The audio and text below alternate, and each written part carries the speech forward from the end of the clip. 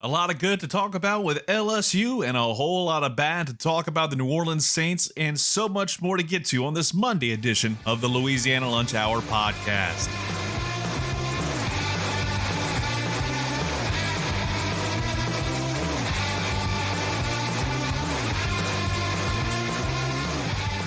And welcome back to another edition of the Louisiana Lunch Hour podcast. Appreciate you listening in. If you haven't already, make sure you go ahead and subscribe to us today on Spotify or wherever else you get your podcast from. Without further ado, let's go ahead and get right into what's causing all this and start off with the LSU Tigers. We like to go winners first here. So LSU once again in the winner's circle, 4-0, heading into a massive game against the Ole Miss Rebels next week. We're definitely going to get into that game a lot, especially once we talk about the game against Tulane on Saturday. Nuzbus looked good in the dominant victory over Southeastern. The offense came alive, which I think we all expected, right? You're playing Southeastern. I understand La Tech kept it very competitive, and we'll get to them in a minute. But Garrett Nussmeier handled his business. He looked better than he had all season long. I mean, again, small sample size of 4 games, but the offense wasn't necessarily clicking against Clemson, wasn't clicking against La Tech, sure wasn't clicking against Florida. You were kind of bailed out by 5 interceptions just last weekend at Tiger Stadium. So now you have this team look a little bit better. Garrett Nussmeier, he did get pulled early, which I felt like was the right decision. And they threw in MVB Michael Van Buren. The man looked good. I liked what I saw from him in that backup role, which, again, I would have loved to have just seen him play an entire game because you want to see what you got out of this guy. Why not throw him out there the entire game and let Nussmeier sit, treat it like it's a bye week, and let him get healthy? Again, what do I know in 2025? Because apparently Brian Kelly knew what he was doing, and he wanted to see Nussmeier kind of play through the pain, and he did a really good job right there. And again, this was very much an as expected type of game. I'm not going to waste too much time breaking down the analytics concerning a game against an FCS opponent. It's not a knock against Southeastern. It's just factual. We all expected it to be at least a 3-touchdown victory. Turned out to be a lot more. And it was very much, I think LSU finally kind of opening up the offense in a way. But again, this could just be a situation where you're playing a much lower tier team in Southeastern. Now, here comes the interesting part in all this is you're going to be going up against a very good Ole Miss team. I think we all know what the defense is capable of at full strength. What does that offense look like if, Garrett Nussmeier is going to be under pressure against this really good Ole Miss defense? And can they keep up if this game becomes a boat race? I don't expect it to, based off of what we've seen from this LSU defense. But you have to think about the fact that this offense put up the amount of points they did against an FCS team, couldn't do it against a G6 team, a group of 6 team from the Conference USA. You struggled to put up points against Clemson, who is pretty much becoming the laughingstock of college football very quickly. Again, the Clemsoning has never been more back. So that's going to be something that we're going to get into a lot during this week, as it's a massive ball game for the LSU Tigers and also the Ole Miss Rebels, because this is kind of there's a lot of implications when it comes to the future of the purple and gold and the Rebels over in Oxford, simply because college football playoff implications are going to be very real in that 2:30 contest. Now we're going to flip it over to what happened in North Louisiana, namely Ruston. Starting off up in North Louisiana, they relied on the ground game heavily and got a really nice win over Southern Miss. Eli Finley looked very good in his role, so I was looking forward to seeing what he can do going forward. Blake Baker, though, has to get better. Bottom line, I think he's got to get better because that offense didn't have a whole lot of help in the passing game, and he definitely had his moments where he wasn't looking all that hot. And I'll gladly eat crow, because I was saying on Friday's pod that I thought La Tech was going to have that wheels fall off moment. They haven't had that yet. I'm not hoping that happens, but I fully expect the next few weeks where there's a moment that I think this team starts to kind of wheels fall off, but I think it's going to be a lot easier to kind of bounce back because this team's showing itself as, hey, we're pretty good. I mean, you're playing against a Southern Miss team that has most of the players from Marshall last year, and Marshall won the Sun Belt Conference title. So just by proxy, you would think that this would be a much easier win for Southern Miss, but lo and behold, that was not the case. So it'll be interesting to see what happens over the next couple weeks with La Tech. So I'm definitely going to be keeping an eye on them going forward. Flipping over to UL Monroe, the other team up in North Louisiana. A dominant first half for UL Monroe helped them roll past UTEP. Like they were up 24-7 at halftime. This was pretty much out of reach by the time you got to about a couple minutes left in the first half. And UTEP did rally, give them a little credit. They did rally late in the fourth quarter, trying to keep it competitive, but the lead was too much to overcome. Got to give a special shout out to Braylon McReynolds, 107 yards and a touchdown. But what's interesting is Aiden Armenta, he looked pretty good because he didn't throw a whole lot. He only had like 14 passes, 8 completions, but got 2 touchdowns off of those 8 completions. That's a pretty decent ratio. I don't see that too often in group of 6 football, seeing that. Like if this were, Vermilion Parish or St. Landry Parish football, I could definitely see that happening with certain teams. So I'm intrigued to see how this team kind of builds from there and how Aiden Armenta can get better as the season goes on. Again, we're only a month into the season, and UL Monroe and La Tech, they're looking a lot better than maybe I expected them to. Meanwhile, a team I expected to do pretty well has to be the Grambling Tigers. They held on to beat East Texas A&M. Grambling fought for their lives and came out with a really nice win, scoring the final 17 points in the win. They held on towards the end of that. So give credit to them for kind of getting it done and keeping hope alive. Again, 3-1 on the year to start off. You had Xavier Tessid, hopefully I'm getting that name pronunciation right, had 1 touchdown through the air and on the ground. Impressive game for the Tigers on that side. Now that's enough about the winning.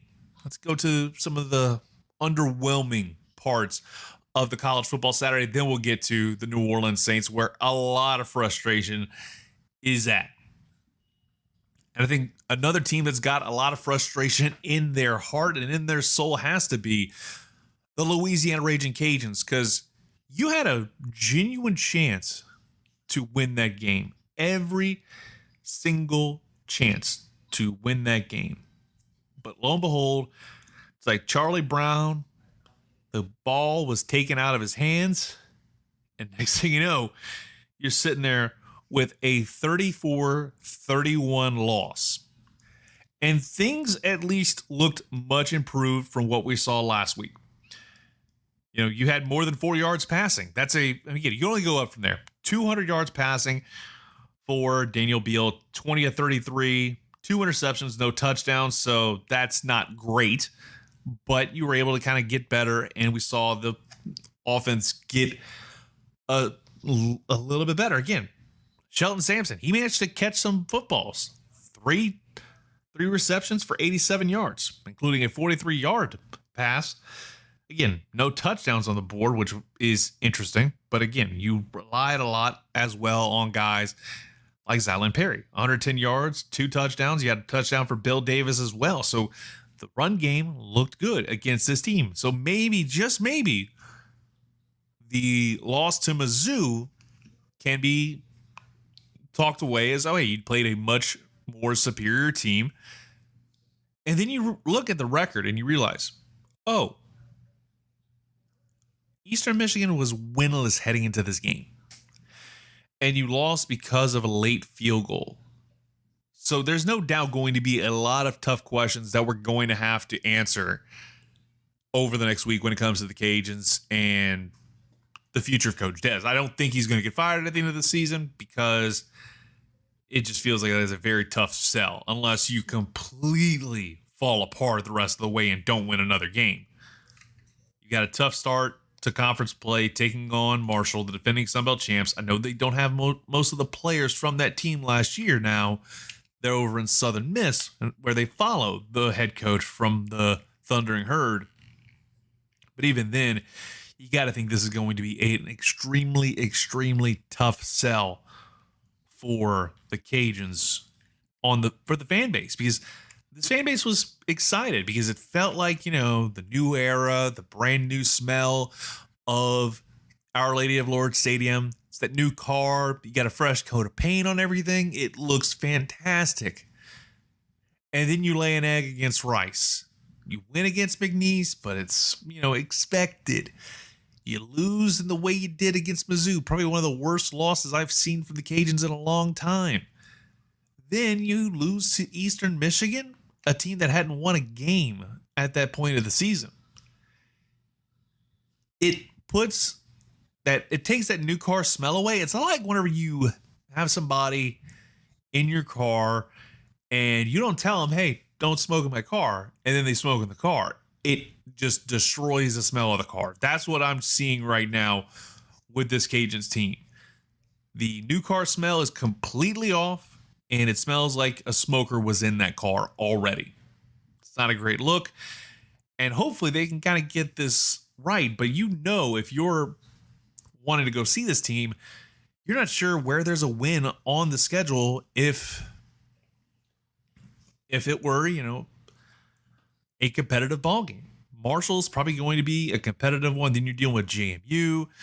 You're running through the Sun Belt gauntlet, and based off of what we've seen from the performance of this team through 4 games, what wins do you have left on the schedule that you can say, hey, we're 100% going to win that game? Maybe the UL Monroe game, because that pretty much is their national championship game. They need to win that game, because I have a weird feeling they're going to get lapped by a lot of other programs across the state of Louisiana, because it looks like Tulane's getting better, UL Monroe is looking better, La Tech is looking better. So you got to compete against all those programs in terms of the group of 6. That's not even counting LSU, who's taking all the best recruits. You've got to compete with those guys to get recruits and transfers to go over. Now, we talked about Tulane just a second ago. Tulane, they got outclassed by Ole Miss. This is way more lopsided than I thought it'd be. But it goes back to what I was saying about how important it is for LSU's offense to step up and keep up the momentum they had in the win against Southeastern over the weekend for the game this Saturday in Oxford. Defense is going to need to play lights out, but I don't have the confidence in them to do that, at least like right now. Again, anytime you can have 5 interceptions in a game, impressive, incredible, especially against an SEC team. But can you replicate that performance? Can you have that ability to hold down a good defense, a good offense, if you are LSU's defense? That's going to be a question we're going to have answered on Saturday at 2:30, and hopefully that's going to be a fun ball game. We'll get into that and so much more throughout the week here on the Louisiana Lunch Hour podcast. Let's flip it over to another game in the state of Louisiana with Texas State. They dominated Nichols. My goodness. The Bobcats just steamrolled them. It seems like there's going to be some growing pains in the Rybecki era already. But for the Colonels fans, give it time. Tim Rebo didn't have that program purring for a bit. It's just one of those things. I understand in a world where instant gratification is just a couple taps away, you have to be patient with some of this stuff. Same with, Northwestern State. They lost over the weekend as well to Prairie View A&M. They came up short. I was surprised by the end result, but again, that team is rebuilding. Hopefully, we're not waiting another 3 years before they get another win, because they hadn't had a win since 2022 and won the season opener, which was a great moment. But I think the program would love to get a few more wins on the board. One last game to get to in the world of college football. Utah State, they crushed McNeese. Nothing too surprising here, but it was definitely not a fun night if you were up late. Maybe you had an extra pot of coffee. Maybe you should have just not brewed that and called it an early evening, because Utah State just dominated that game from the word go. And speaking of getting dominated from the word go, we need to get to it. The New Orleans Saints season, I think in a lot of people's mind, it's effectively over. This is probably one of the worst losses in recent memory for the Saints. Not just from a perspective of, hey, you just did not look great on all fronts. Even Carr's worst game wasn't an abject failure by all measurements of what constitutes actually good football, no matter what year you're in. Here's how my Sunday went. Wound up going grab lunch, come home just before game starts, listen to the game, the beginning of it. I get home, I go use the bathroom. I come out the bathroom, it's already 14-0. And that is how you know a game is not going well. Is if you are 5 minutes in and you're down 14-0. Special teams stunk. And the fact that you were trying to kick a field goal when you're down 31-3. Meanwhile, on the first drive of the freaking game, you're going for it on fourth down near your own territory. Yes, you're in barely plus territory, but the first drive of the game, you're going for it, turnover on downs. You allow Sam Darnold to lead the Seahawks team to a early touchdown, and then you go 3 and out, and you allow a punt return for a touchdown. And that wasn't even the only other time where you had punt returns or kickoff returns. Well, the special teams just did not look good. Blake Grupe started to not look all that great. Again, whenever you're missing field goals that are inside of a stadium, you don't have to worry about the elements. That's a problem. And he's got to get figured that out. Spencer Rattler, he looked okay. Thankfully, you threw in Tyler Shaw. Let's see what he can do. Didn't necessarily impress me all that much.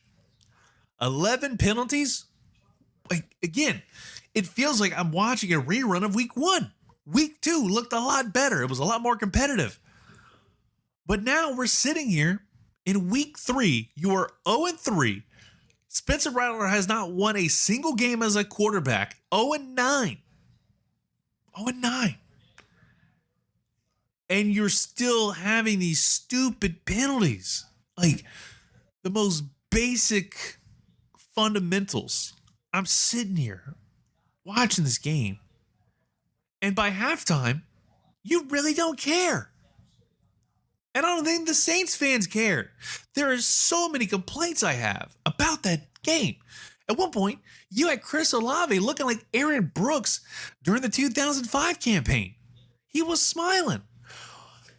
Brother, what are you doing smiling if you are a player in the NFL and your team is getting whooped? Like belt to ass type stuff is what I saw. And you are straight up smiling. I'll say this. Get him out of here if he wants to be that way. Like, I understand that he is a great player, but at the same time, you've used him up. He has been thrown medicine ball after medicine ball after medicine ball. It's time to let him go and do whatever. Like, at the end of the day, I'm tired of Ohio State wide receivers, and I say there needs to be a moratorium on those guys being on this franchise. Michael Thomas, fun time for a few years. He kept getting injured. Chris Olave, it's been more, oh, hey, Derek Carr pretty much has shortened his career and probably shortened his quality of life because of the amount of hospital balls that were thrown towards him. And you got that man smiling while he's getting his team is getting their ass handed to him. It boggles my mind. And I think the Saints need to have a serious, look in the mirror and say, hey, more likely than not, this is the definition of a rebuild year. Let's go ahead and try and figure something out and get rid of a lot of players. Simply because you might as well just go all in on a long-term rebuild. And I wonder if the conversation needs to be started on a fire sale.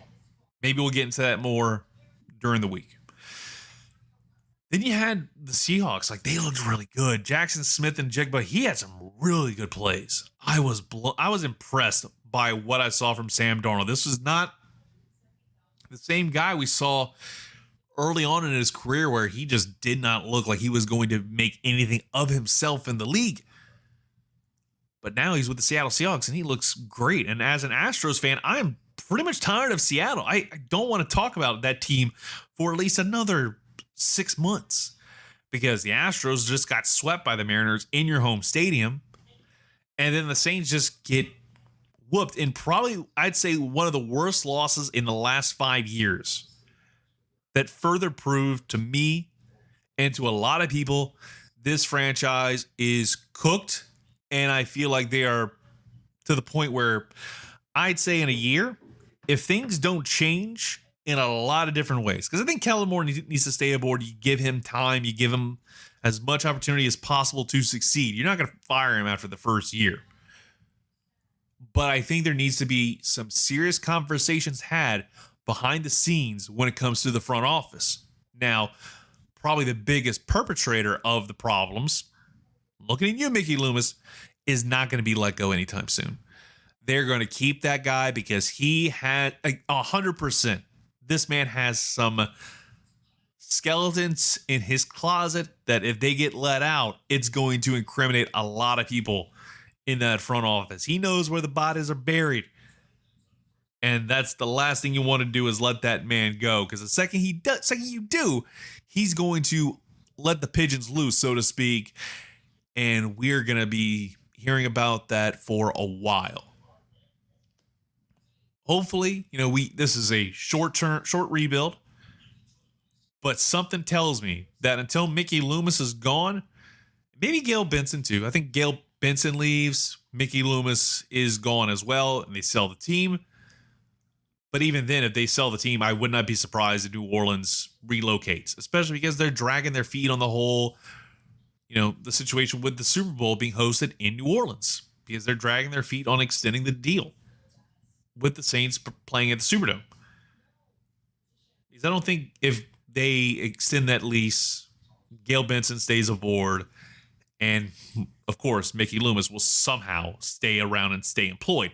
I wish I could be that bad at my job and get paid that amount of money. And I'm sure there's a lot of people listening right now on Spotify or wherever you get your podcasts, YouTube, that would love to be in the situation that one Mickey Loomis is in, where you don't have to do anything. You're pretty much sitting pretty and you get paid gobs of money, and this franchise is in the tubes. Like, you are literally having opposing teams. Like last week, the 49ers outnumbered in some cases of that game last weekend in the Superdome. You got outnumbered at home in some of the sections by the 49er faithful. That is a horrible look. A horrible look, and it's not going to get much better. And again, I'm like, maybe the punishment's the point. It's time for the Saints team to kind of get punished for kicking the can down the road till there's no can left to kick. But at the end of the day, until you get rid of one person in that front office, I think you'll continue to just suffer. And again, suffering does build character, but at the same time, you're going to get tired of the suffering of dealing with this regime led by one Mickey Loomis. He will be tried for his crimes against football. I'll tell you that much.